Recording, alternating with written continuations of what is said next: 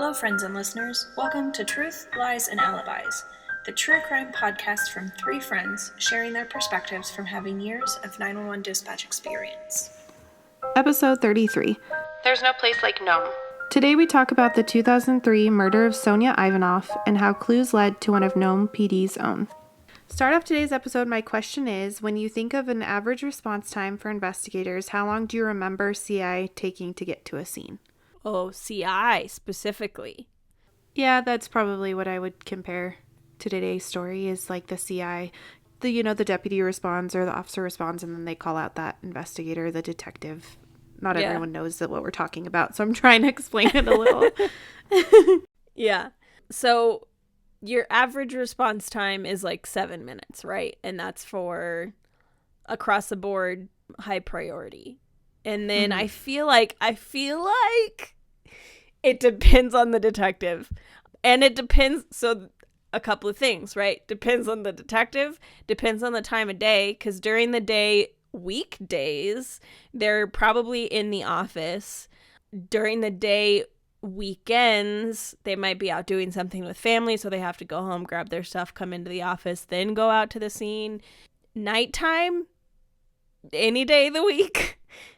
It may take more than one phone call to get a hold of them. This is true. So, and even given the severity of it, right? Like it can be pretty severe, but they still have to, if they're home, it like, say for example, kind of explain things to people that aren't as familiar with it. Like it's 3:00 in the morning on a Thursday. You call your detective, they answer. You give them a brief explanation of what's going on and who to contact on scene. They have to get up, get ready. Most of the time they have to go into the office to grab stuff and then go out to the scene. Mm-hmm. So I feel like a short ETA is 15 minutes. Yeah. I feel like I'm trying to be realistic. Like it's not going to be anything less than that because it takes time for people to get ready, then go get their stuff, then get to where they're going. I would say most of the time, though, during that time, they're in contact with people on scene. Yeah. So it's not like the detective doesn't get any information, doesn't know what's going on until 15 minutes into it. They're calling, that's why they ask, right? They're calling the officer on scene, getting information, giving the officer directions on what they should do and things like that. But maybe during the week if they're working and like ready to go. And I would say too, a lot of them have the radios going. Yeah. So you've got like a long ETA of like 10 minutes. Because a lot of times if it's something weird or high priority in which a detective is needed, they hear it get toned out. They hear the radio traffic and they're already mobilizing before we even are asked to call them. So definitely depend. And I've rattled on for far too long to answer this very simple question of yours. No, because I think a lot of people don't understand. Like you see the television shows like we've talked about before where they're just calling. They're like, get someone to me now. And it's like 5 minutes later. But it also kind of depends on which agency, right? So like when we dispatch for our county guys, it could be hours. Like it could be a few hours depending on the location of the call. Drive time in the least can be a huge factor depending especially on when you think about snow or anything that could even in your like that. Metropolis areas where it's like traffic, right? Like we're lucky here we don't have to deal with like gridlock rush hour traffic, but if your detective is trying to get there in something like that, like even your lights and sirens can't part traffic like that. So you would say though, like maybe a couple hours, right? At the most, like. Yeah. Get like county wise, I was definitely thinking more city wise, right? So your city time is going to be a lot different than your county time. County times where they have to drive, where like driving to the area in and of itself is 30 minutes. Yeah. Like an hour is a good response time to get your detective on scene. Yeah. Okay. Nowhere near like 24, 48 hours to get anyone there, right? No. Okay. No. Today's story is a little bit different because it takes place in Alaska, specifically Nome, Alaska. And Okay. Nome is a small city in Alaska with a population of about 3,700 people. And it was once the most populated city in Alaska, and the motto there is, "There's no place like Nome." Are you laughing at that? According to the Dateline episode on this case, he says that Nome, Alaska is closer to like Russia than it is to the United States because it's so far out. And the response time for today's story is a lot more than a couple hours. So I that's feel why. like, given the information that it's in Alaska, kind of like helps me understand that, as opposed to me being like, no, it should never take that long. I'm like, oh, well, in all Alaska's a little bit different. Might have to take an airplane, like. Yeah, and it might be really snowy, and there's lots of things to think about. Yeah. But Yeah. it's still crazy to me because you really don't think about that when you work for a place like we work. Like, you're like, oh, a couple hours is fine. In this episode, they said their response team for the people who they called out, it was like 24 to 48 hours that it would take to get someone there because of how far out it is.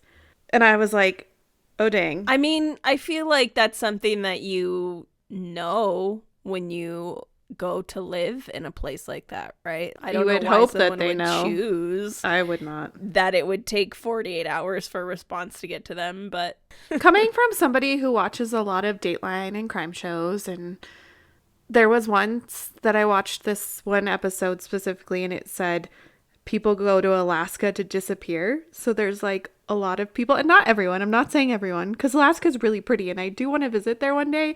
I do not want to live there. But there was an episode where it's like it said a lot of people go there to disappear. So some people who are like on the run will go there because it's so far away.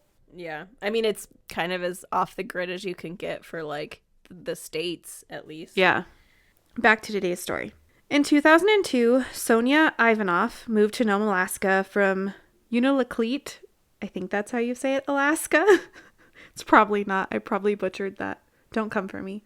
After she graduated from high school, she was one of 6 kids. She was the 4th child out of 6 kids. She was a native Alaskan woman and very proud of her heritage, according to her friends and family. She was goofy, kind, and everyone loved her, according to everybody who knew her. She was well known for her basketball skills, and even though she had only moved there a year before her disappearance, everyone in the area seemed to know her since she had been a high school basketball star. So she was pretty well known just for her basketball skills, and she was also just a really nice person. In 2003, her best friend joined her in Nome, and the two were roommates. Sonya disappeared on August 11th of 2003 when she was just 19 years old. Her roommate and best friend, Timmery, was the first to be concerned. So she was the one who first discovered that Sonya had gone missing. So her friend Timmery told Sonya's family that they had gone out the night before and Sonya had felt sick, so she decided to walk home in the rain. They didn't have like a car, so they walked everywhere, so it was just kind of a typical thing for her to walk home. Mm-hmm. Timmery had to work the next morning, but she decided to crash at a friend's house, and Sonya never made it home. At first, Sonya's family wasn't as concerned and thought maybe her plans had just changed and she just didn't want to talk to Timmery. They thought perhaps there had been some kind of disagreement between the two and maybe they were just upset because they lived together. They like shared a room, they shared a bed, they shared everything because they lived in this tiny apartment. And they weren't too concerned because they were like, oh, well, maybe she just didn't know what her plans were for the next day because Timmery didn't come home till the next day. I feel like instead of being less concerned, I'd be more concerned because they are that close. That was my thought. But when you're watching the Dateline interview, so like the sources that I have for today, I watched the Dateline episode on it a couple times. There was an Oxygen article about it. And then the Nome Nugget, I also used that. But in the Dateline episode, her family is on there, her sister and her sister's husband. And they, at first, like the way they explain it, Timmery calls and they're like, oh, that's kind of weird, but we're not too concerned. Like maybe she just didn't know. And the husband's like, oh, I just chalked it up to maybe there was some drama between them. And I'm like, if they're best friends and they live together, like what kind of drama could there be? Yeah. Also, if there was drama between them, then the friend wouldn't be like, hey, this is weird. Like like if it was me, right? And we lived together and we had an argument and it was like, you just needed space or needed to blow off or whatever, I'd be like, that's fine, whatever, I get it. Like, that's great. I don't want to be around you either. That kind of thing. Yeah. But it's different if it's like, no, things are fine and she's not here. Yeah, and she went home the next day and couldn't find her. It's odd. I like your suspicious face. Thanks. On August 12th, when Sonya still had not returned home, her roommate reported her missing. This was after she'd called dispatch to see if Sonya was possibly arrested, and dispatch had told her there was no one there by that name.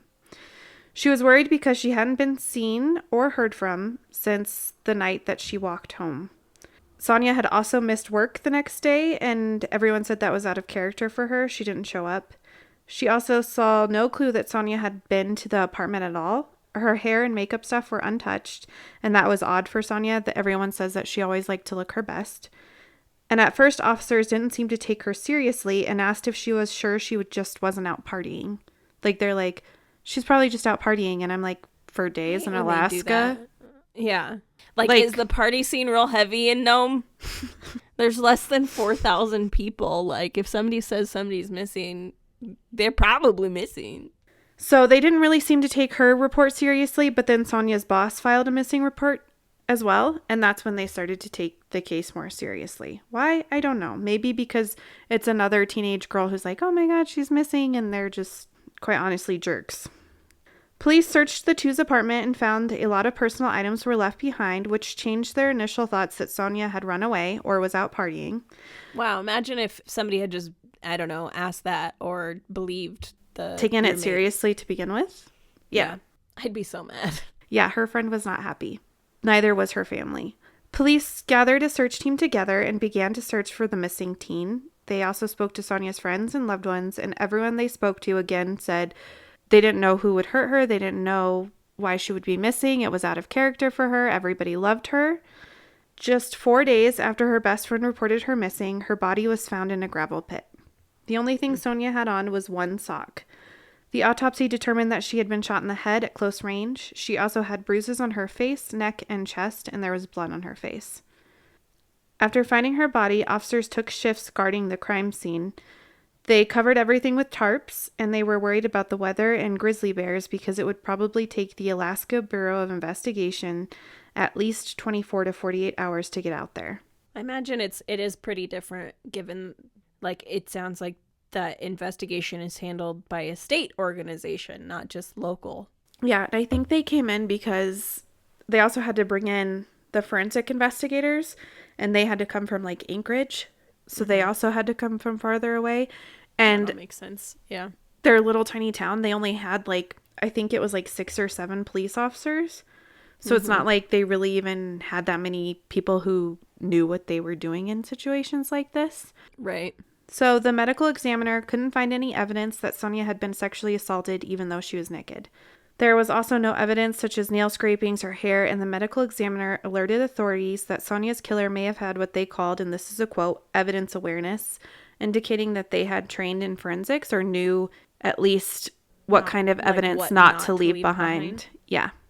Which they thought was weird because, I mean, in little old Nome, there's probably not that many people who have that kind of background, right? The chief, Ralph Taylor, immediately requested the assistance of Alaska State Troopers. Many thought this was odd at the time since usually agencies didn't really invite other agencies into their investigations back then. Like, it was kind of like a jurisdictional argument type thing. So forensic investigators also found tire marks at the crime scene. They found that a vehicle with 3 types of the same tire and 1 mismatched tire, most likely a blue SUV or a truck because of paint marks found on trees in the area. Like, it looked like a tree had rubbed up against a blue vehicle. The tree rubbed against it? The car didn't rub against it? The car rubbed against the tree. The tree went... Yeah, the tree was like, hey, bro, I'm taking some evidence, so you can't get away with this crime. Sorry. I just wanted to be difficult. No, it was funny. And because of, like, how high the mark was or how high the tree branch was, they thought it was probably a blue truck or an SUV. And then they also found blood in one of the tire marks, so they thought that maybe that vehicle had something to do with Sonya's murder. The first suspicious person in the case was an on-again, off-again boyfriend of Sonya's named Kunik. Her family had told police that they were looking to find him, but the police didn't seem concerned. I guess he kind of had a bad reputation in the area. He had an ex-girlfriend who he had a child with, and there were some DV incidents in their past. He was also known to have a temper, and he drove a truck with one mismatched tire. A blue truck. Investigators searched his vehicle, and they found 3 guns in the vehicle and a tarp and shoes covered in blood. So they were like, oh, he looks real good for this. He also, when they went to talk to him, he had scratches on his back, but he said that was from his baby mama because he had baby mama drama. And so they took him to get a forensic exam, basically at the hospital. A nurse examined him and took some DNA evidence and stuff. And he said that the blood was from an animal that he had hit that didn't die right away, and it wasn't Sonya's blood. He also told investigators that he had been 70 miles outside of town the night that she disappeared hunting with friends, and that they could corroborate that alibi. And eventually he was cleared as a person of interest when forensic evidence showed the blood was animal blood and not human blood, and his tires didn't match the marks left either. So it had to have been another car that had different mismatched tires. And from there, the investigation went cold. But how weird is that? Like I was just thinking that too. How shitty of a day are you having that not only do you hit an animal that doesn't die right away, but it's right around the same time that your ex goes missing and she was murdered, and so the police show up and you have blood in your car. And it just so happens that you have 3 tires that aren't the same as another one. Tire. Yeah. And you have a blue vehicle that they're looking for. Yeah. I guess you're lucky you hit that animal and you had that proof, right? I bet you he was scared shitless. I would be scared shitless. Yeah, I would be. I'd be like, I know what this looks like. But it's not I that. didn't do it. He's just lucky he had a different brand of mismatched tires. That's all. So from there, the investigation kind of went cold for a little while. A woman named Florence eventually would call in a tip that she had seen Sonya walking alone the night she disappeared at around 1:26. Florence was outside smoking a cigarette when she saw a police car pull up next to Sonya. She knew it was Sonya because her sister had gone to high school with her and they had seen her play basketball and they had waved to each other. So she had seen her enough to know exactly who she was. Sonya got into the vehicle, and this was the last time she was seen alive. So this tip had originally gone without being investigated until one of the 2 officers who were still in the case found a handwritten note in the file, and he decided to go speak with her.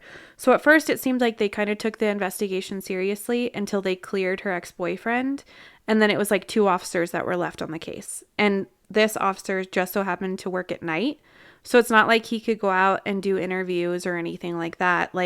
So he just went through every piece of evidence that they had or every note that they had, and he found this tip from this woman that was never investigated. And I'm sorry, did you say how long after she went missing that she called in the tip? I think it was pretty early on, but it was hidden in the notes, so I don't think they knew exactly when.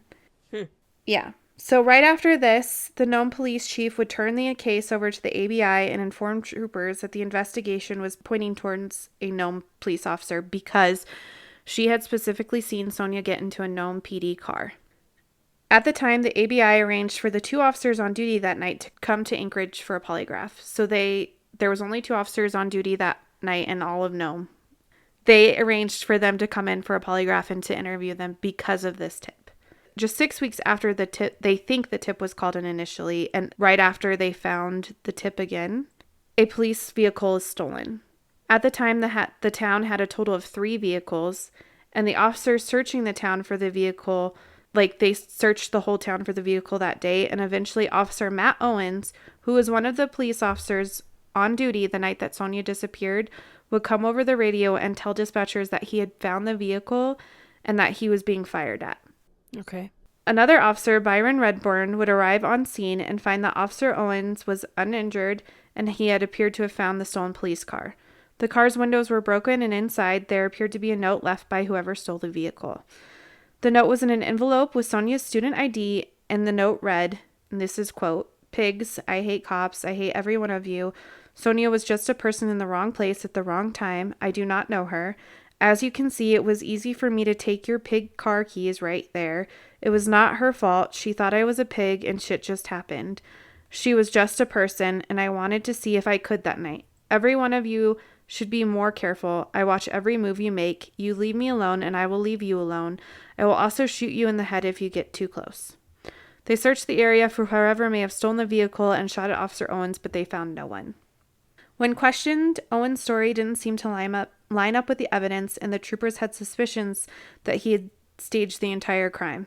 And when he was questioned, he said when he pulled up on the vehicle, the brake lights were on, and in order to have brake lights on, somebody has to be standing on the brakes, right? Then he said that they got out and he was shot at, but they couldn't find any evidence in the area of the person fleeing or anything. But this note, I don't know how many times it says pig, but it's like, it kind of reminds me, I mean, it's obviously not a novel like when Patsy Ramsey wrote that thing about John Benet Ramsey, but it kind of reminds me of that because it's kind of like trying to be so anti-police, like... It's like so extreme. Yes, like he's trying to totally point away from himself.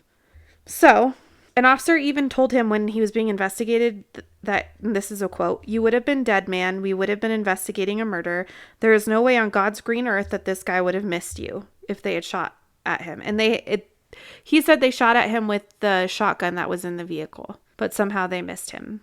He also said that when he went up to the vehicle, he didn't clear it, which, as a police officer, that would be the first thing that you would do. Especially after being shot at. Yeah. So it seems like he overthought some things, but he underthought some things as well. Like, he was like fixated on the wrong details. Yeah. They believed then that Owens had something to do with Sonya's murder, and after the tip came in, he freaked out, staged the GTA and the shooting in order to avoid suspicion, which just led to more suspicion. More suspicion, yeah. Owens would tell other officers that all he could think about was his 4-year-old son when the shooting was occurring, and that he didn't think he was cut out to be a police officer anymore. So he needed to speak to a counselor. So instead of going to get the polygraph and doing his interview in Anchorage, he spoke to like a psychiatrist instead. And the other guy who was on duty went and did his interview and polygraph. I feel like that wouldn't have been okay. I feel like they'd be like, no, you can talk to somebody later. You would think to do your polygraph. But maybe they also didn't really have a lot of experience. I mean, I'm hoping they don't have a lot of experience in officers staging crimes to cover up other crimes. So they didn't really know what to do. Well, no surprise here, but the other officer passed his polygraph. He would tell investigators that he and Owens had responded to a domestic violence call together the night of Sonya's disappearance, and after the call, he had gone back to the office to write his report. He didn't see Owens again until the bars were closing later, and then Owens drove him home after their shift ended. While this officer passed, Owens failed. He claimed to have nothing to do with the disappearance. With the evidence discovered in the stolen police vehicle and the polygraph, investigators believed that they had enough to arrest the former officer, and they took it to the grand jury with all the evidence that they had, and they arrested him quickly when they got word that he had gone to the bank twice in one day and that his family was calling airlines to ask about different flights. So they had been watching him pretty closely, and they noticed in the same day he went to the bank twice, and then his family was calling around trying to find flights out of Nome. He was arrested in October of 2003 for the murder of Sonya and tampering with evidence. So she was found in August and he was arrested in October. Okay. So like 2 months. So that tip about the police officer had to have come in pretty quickly after her body was found. Mm-hmm. After his arrest, women in Nome came forward to accuse Owens of sexual harassment. Some even claimed he had threatened to kill them if they were ever to report him, and a lot of his victims were drunk when Owens would offer to give them a ride home in his police vehicle, and then he would tell him things like no one would ever believe a drunk woman over a police officer.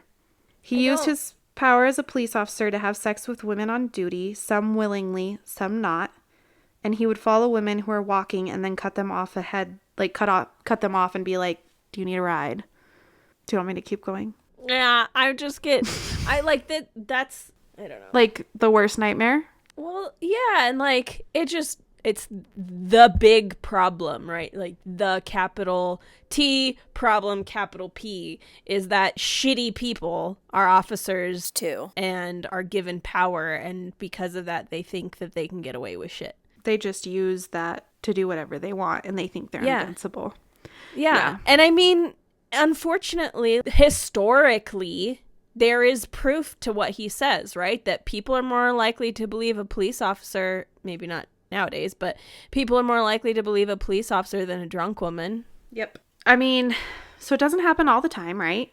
There are some good officers. We all know that. Yeah. There's no such thing as absolutes. It's not in every and all. They're just bad people. Shitty and sometimes bad people get into careers where they have power, and that power gets to their head, and then they use that power to keep being shittier and shittier and shittier. And that seems like that's what he did. And he lived in a tiny town, and he would say things to like, and the Dateline, it did say that a lot of his victims were Native women. And he would say things like, no one's going to believe a drunk Native over a police officer. So not only was he sexist and using his power and authority to do stupid things, but it sounds like he was racist and he was using that too. And that's like just not okay. The whole thing's not okay. Yeah. My whole life growing up, I remember specifically a quote from my mom, like anytime something felt unfair, like something happened as a result of somebody else's actions, like and it's not something that my mom came up with, like it's a thing, but it's the 1% that ruins it for the 99%. It's that any career, any group of people, there's that 1% that are shitty and awful and shouldn't be doing it, that are ruining the reputation of the people that are actually trying to do something good. Yeah. And it's just so frustrating because, like, who knows if this case hadn't gone this way, like how many other victims he would have had who never would have said anything, because in 2003, you're probably not going to be believed over a police officer. Probably not. Especially not some little tiny town where...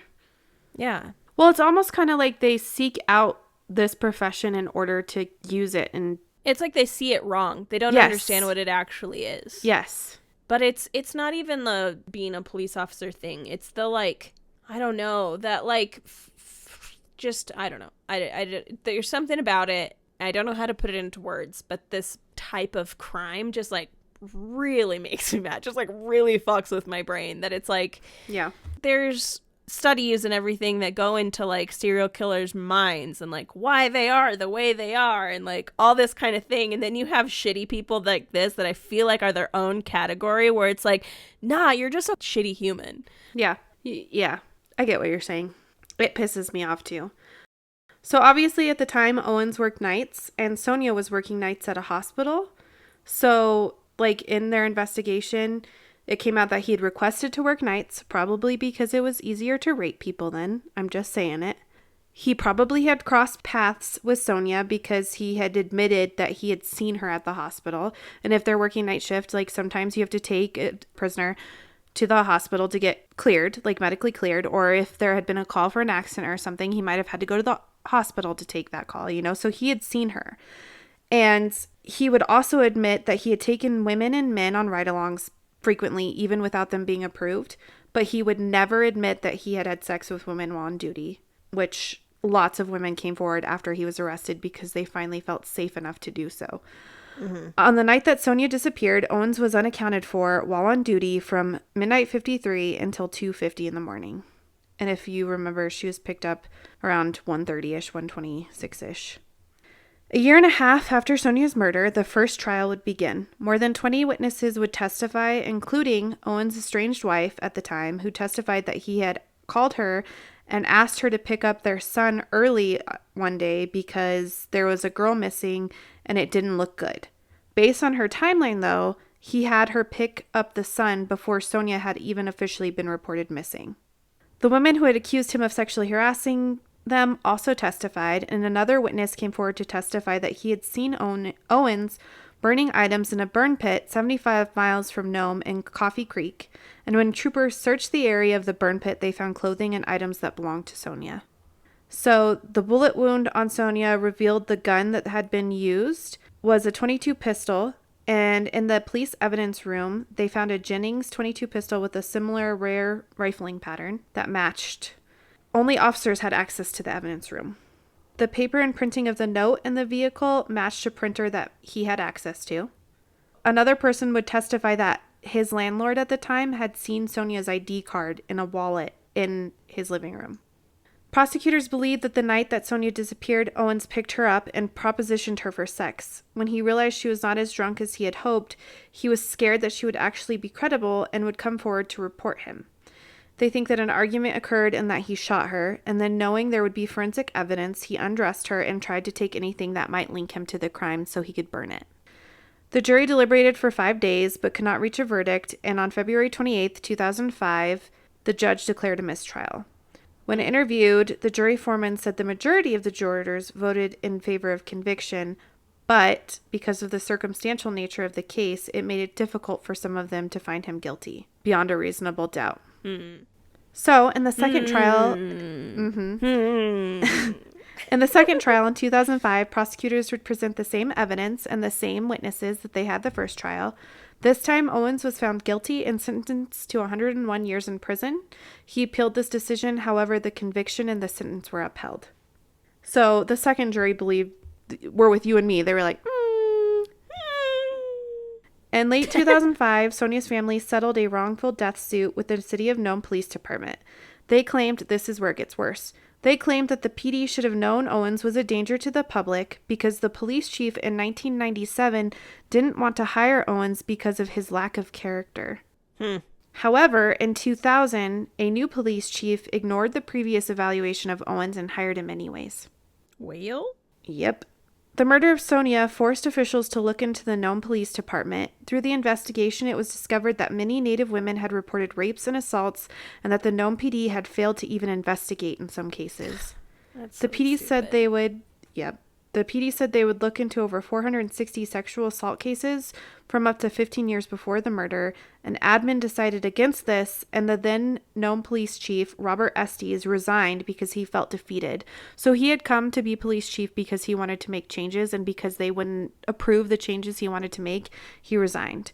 He thought he had failed the sexual assault victims. However, his work had shown a light into the dark past of the PD and the sexual assaults against Native women. So it kind of brought it to light to where Dateline covered it and other places covered it. And supposedly they're making changes to the way they run things there. Who knows if that's true or not? Yeah. Only Nome PD knows that. But the sad fact is they put this guy in power who shouldn't have been in power. He used that position and abused it, and because Native women there aren't taken seriously, and he knew that, he specifically chose them as victims. He targeted them. Native women face that all over, unfortunately. It is very unfortunate. It's unfortunate that women aren't believed more. It's unfortunate that specific races of people aren't believed just because of society, and this case made me so angry. Yeah. So angry. And I know I know a lot of people listen because we have like a dispatcher element, but I feel like cases like this are so important to share because people aren't believed. And it's just like, what was going on in that town that all of his victims felt so unsafe to come forward? There had to have been some truth to what he was saying, like that they wouldn't be believed over him. And he knew that. And he used it. And it's just disgusting because he specifically asked for a night shift to do it. Yeah. And that's the thing, too. Like you mentioned, like, we have a lot of dispatchers out there that listen to us. And I think that's something that, like, dispatchers are a unique breed. We have a very specific instinct. Trust your instinct on things. And so if you feel like something weird is happening and what am I trying to say?